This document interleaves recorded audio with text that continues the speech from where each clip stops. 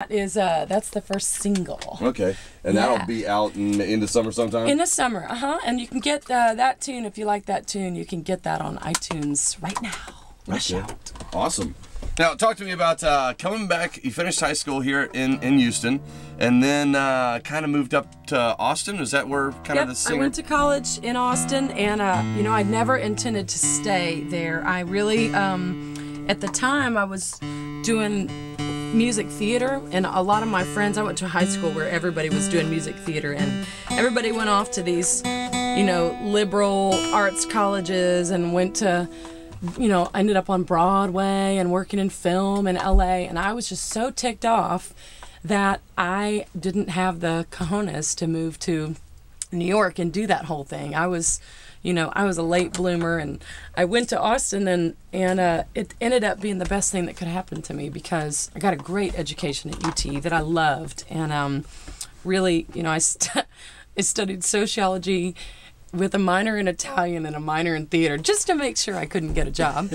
And but I had such great teachers in it. You know, I feel like I kind of grew up in a sheltered environment over there in Memorial, and going to UT just rocked my world. I mean, I met all kinds of cool, weird people that were doing things for a living that I didn't even know you could make money doing for a living. And of course, at the end of college, I wrote a song on accident one day, and just suddenly got this vision that I could put a band together and do tour live, because everybody in Austin was doing it, and I didn't even know who any of like Robert Earl Keen was or Townes Van Zandt. I had no idea. I had not grown up on that kind of music. We grew up listening to Motown, and I listened to classic rock. Right. So I just kind of immersed myself in that scene, and I guess it was in 2001.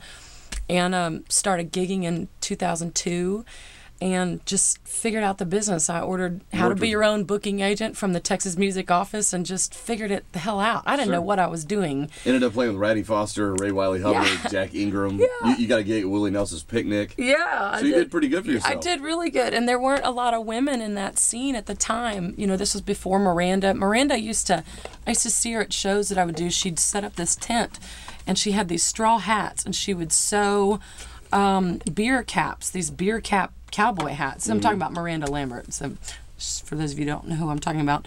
But yeah, I didn't know anything. And it was like me and Kelly Willis were kind of the only two chicks doing that Texas country scene. And ended up, you know, touring with Robert Earl. He's one of my dearest friends. Hayes Carl, Seth Walker, all these people that I discovered that influenced me. And, you know, I spent about 6-7 years in that scene. And then, of course, I got signed to a publishing deal in Nashville, which was amazing. Now, did you have to go to Nashville first and then you got the gig? I did. I went for 3 years. I'd go for 4 to 5 days at a time, about every 3 months. Okay. And I would go knock on doors, and I would go in and play my songs. I played my songs for probably 50 publishers.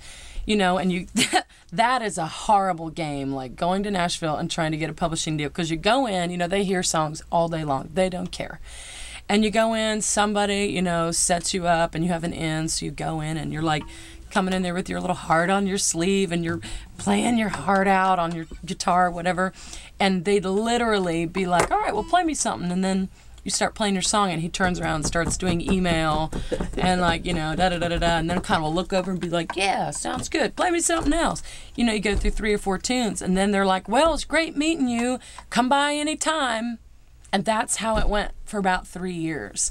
And I finally decided I can't keep spending $1,500 to come up here every 3 months, so I'm just going to have to take the plunge. And my test was I owned a home in Austin, and I said, all right, I'm going to stick a for sale by owner sign out front, and I'm going to wash the windows. And if it sells, then that's my sign. And it sold in 5 days on Thanksgiving week for exactly what I asked for it. Right. And I was like, well, here we go. So I had no idea, you know, I moved to Nashville, had no deal, but I had a little money in my pocket. I made some money on my house. And I moved up there, and I was engaged at the time, so I dragged my poor fiance up there, who did not want to move to Nashville. But he followed me up there, and within 2 months, I signed a writing deal with a great publisher who really helped push me to become, you know, the writer that I am now. So it worked out great. Very nice. And you've been there how long? 4 years. Okay. 4 years. And you just got out of the contract you had. Yeah, my deal ended on March 1st, and it's kind of a crisis situation in the fall because, you know, you get comfortable with the salary. Everybody knows that. And the 6 years prior to that, I was making a living on the road, no manager, no booking agent, like doing it all myself. You're putting in like 100 hours a week of work, and as I told you, scraping by on like $1,500 to $1,800 a month. And I was really scared to lose that deal, but I decided, all these things are happening for a reason. And then I got the great news in December that Bonnie Raitt had cut one of my songs that I had written, a very personal song that I'd written while I was going through my divorce. And I thought, that's my sign. My publishing deal's ending.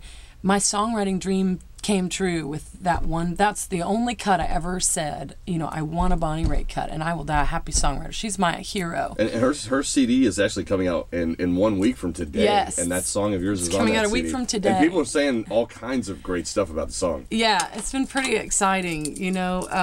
It's just, I was telling Megan, you can't pay for free publicity like this, We got a write-up in American Songwriter magazine, on NPR, the New York Times, the Wall Street Journal. They're all talking about this song on her album, right?